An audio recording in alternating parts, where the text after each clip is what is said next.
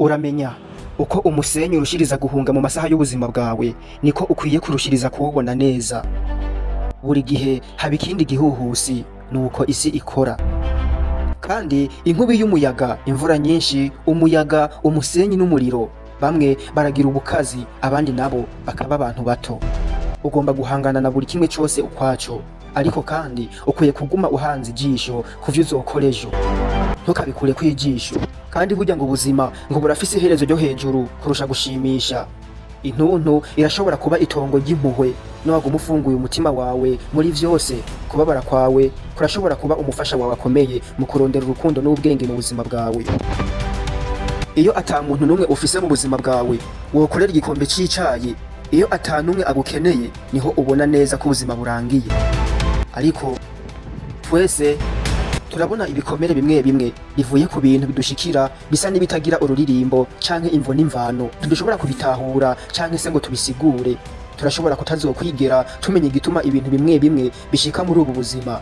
Imvo y'imibabaro imwe imwe dufise ukamenya yuko impamvu y'imibabaro wigeze kugira mu buzima bwawe izwi n'Imana gusa. Ikintu gihambaye cyane mu mikino si ugutsinda, ahubwo no kugira uruhara. Ikintu nyamukuru muri ubu buzima si ugutsinda, ahubwo no gushira imbere neza. Burya bavuga yuko impwemo yo gukenguruka ivyara ukwihangana, urukundo n'imbabazi.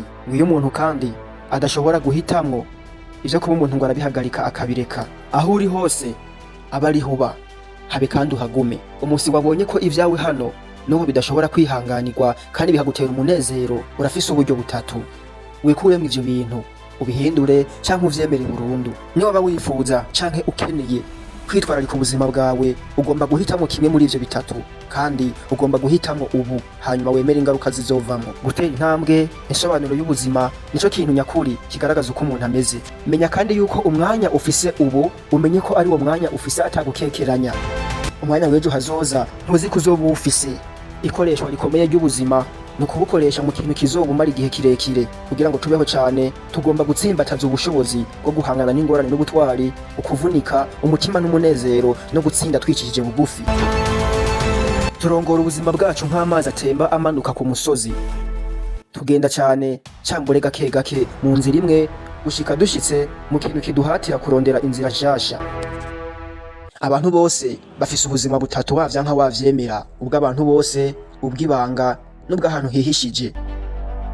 Ubuzima bw'ibanga canke se ubwihishije ubutahure neza, ugomba kubwigako no kubutekereza cyane. Ntukabwira abantu ivyawe, bawewe n'ivyawe mugumane mwenyene muri babiri. Kandi iyo umuntu akikujwe n'amazi yibwira ko ari umuntu w'ikiyaga canke ari umuntu yamasa neza gusa kubera yuko akikijwe n'amazi, ariko uri kurihenda. Ikiyaga gituma umuntu yumva ko ari muto vy'ukuri, kandi kigatuma umuntu ashira ubuzima bwiwe bwose mu nzira. Kiragucisha bugufi kandi kiraguhindura. Burya ngo nta muntu n'umwe yigera abaho yumva ko ahimbawe, ariko ivyo akenshi tubisigira abana ngo bavyimenyere bonyene. Abana batoyi buri gihe babona ko umenga baranezerewe, babona ko umenga barishimye. Aha kw'isi turi uramenya neza yuko uzoca mu bihe bikomeye, wavyanka wavyemera, vyanka vyakunda, ugomba kubicamwo neza. Ubwo nibwo buzima. Iyo uri kuriraba mu cirore akenshi uramenya ko uri kurarabira umuntu atazi neza ko akwiye gukundwa na gato, ariko siko bimeze. Akenshi urihenda. Ntukigere wibagira yuko kwitega ikintu gihambaye mu buzima, akazi kaba gahambaye mw'ico gihe. Ariko ico wamenya coco umuryango niwo uhambaye, ariko ata munezero nta kintu bufise. Bivuze yuko baho wishimye mu vyo ufise, vyaba bikeyi vyaba vyinshi, ubinezerererwe, ubeho wishimye uko nyene, kuko udafise umunezero nta kintu bufise muri ubu buzima. Ubu uri kurihenda iyo wanse kunezerererwa ibizoza. Abantu benshi barasuzugura kumenya ubuzima bw'ubwenge, bagahimiriza gukora. Ariko ndanezerewe cyane no kumenya yuko iyi nkuru uyumvise, ihe n'abandi bayumve. Iyo ushoboye kumenya, iyo wifuza kumenya, vyanka vyakunda uramenya, kandi ubuzima burabandanya. Uracari muto, bizogenda neza. Gerageza utekereze kwa hazoza hawe. Hari abantu benshi babayeho ubuzima bwo kurira gusa n'agahinda, ariko umenye neza yuko ni igihe c'umwanya gusa. Hari igihe kigera ukihanagura amarira, ukihanagura amosozi, ahubwo ukabaho wishimye iteka iminsi yose ubuzima bwose.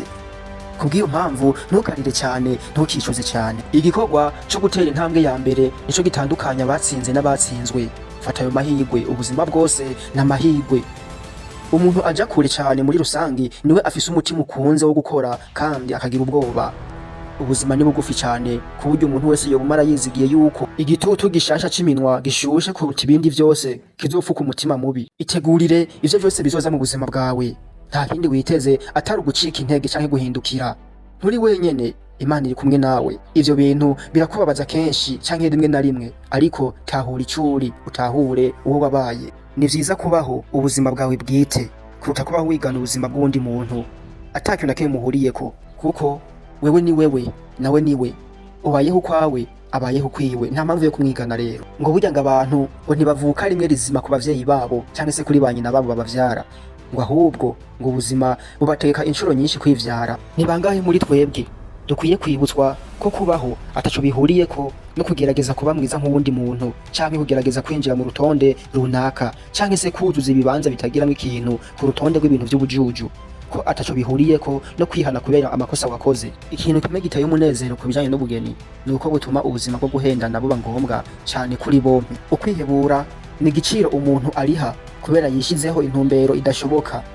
N'umuntu abwirwa icaha kitababarirwa, ariko ni icaha umuntu yononekaye canke mubi atigera akora, yama afise ivyizigiro buri munsi, buri gihe kandi buri mwaka. Nta na rimwe ashika ku ntumbero yo kumenya ko atacashoboye. Umuntu w'umutima mwiza niwe wenyene yama afise mu mutima wiwe ubwo bushobozi bwo gucibwa urubanza. Nta muntu n'umwe ubuzima buhora buringaniye, ni ingingo ufata mu mutima wo guhitamo ivyo ushira imbere buri munsi. Urukundo ni ingabirano nziza cyane kuko n'ubuntu gutanga kandi ntaco bimaze kwakira. Imibare iserura ingingo ngenderwako zigaragaza isi n'ikirere, harimo urutonde, uburimbane, uguhuza n'ubwenge be n'ubwiza butaboneka. Uko uzorushiriza gutanga icubahiro niko uzorushiriza kucigarukanira. Uko urushiriza gufasha abandi niko nabo bazorushiriza gushaka kugufasha. Igihe kirabitwara vyose, wabishaka cyangwa utabishaka. Ubuzima ubwabwo burikunda. Ubuzima buragoye kuronka, niyo mpamvu umuntu uno munsi abwiruka inyuma ariko ntaburonke, ejo agasubira ariko ntabufate, ariko uzugerageze kubera ni igihe c'umwanya gusa. Bavuga ngo impumuro y'urukundo, wakamoto k'urukundo gakomoka kw'ishurwe rishushanya mu mutima. Ubuzima bwose busaba urugamba, abafise vyose bahawe baba banebwe ubwikunzi kandi ntibamenya agaciro nyakuri k'ubuzima. Ugukora cyane no kwihatira cyane wamugerageza kwirinda nico kintu nyamukuru kigufasha kuba uwuriwe uno munsi. Ubuzima ni nk'ibikoko vyo mw'ishamba.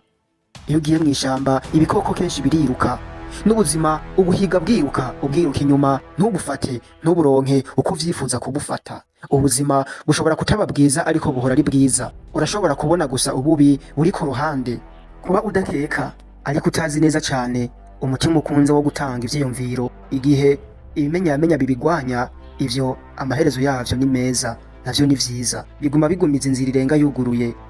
Vyama bitanga ubuzima, iciyumviro, urukundo. Umuntu wese akaryo ko gusubira kugerageza inyuma y'ikosa, inyuma yo gutekereza kutariko, inyuma yo gutekereza nabi, ufise kwisubirako ugatekereza neza, ugakora ivyiza. Igihe isi ikanye, mukoreshe ibiraro kugira ngo mube inkwi, kandi kugira ngo ubone ubushuhe bwinshi ushireho urukundo. Ntuzokenera ikiraro kuko urundi ruhande ruzoza kuri wewe, wavyanka wavyemera. Gira urukundo muri wewe, urugirire n'abantu.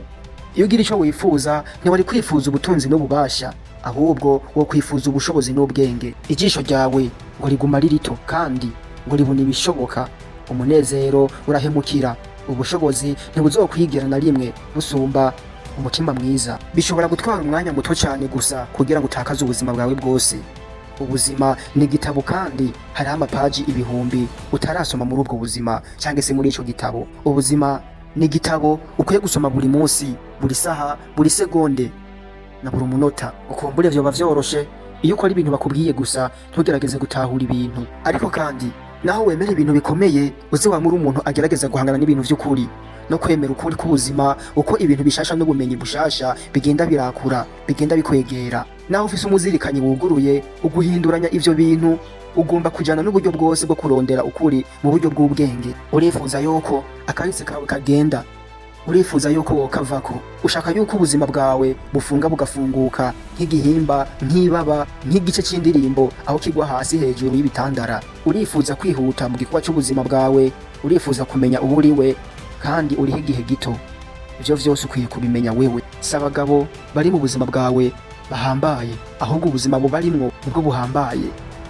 Abagenzi bawe canke inshuti zawe basa nkaho atari abagenzi na gato, ahubwo n'abantu basanzwe, ariko wewe urabakunda, ushima unashima. Nimero za telefone zabo urazifise. Burya ngo si vyiza gufata cyane ivya kera.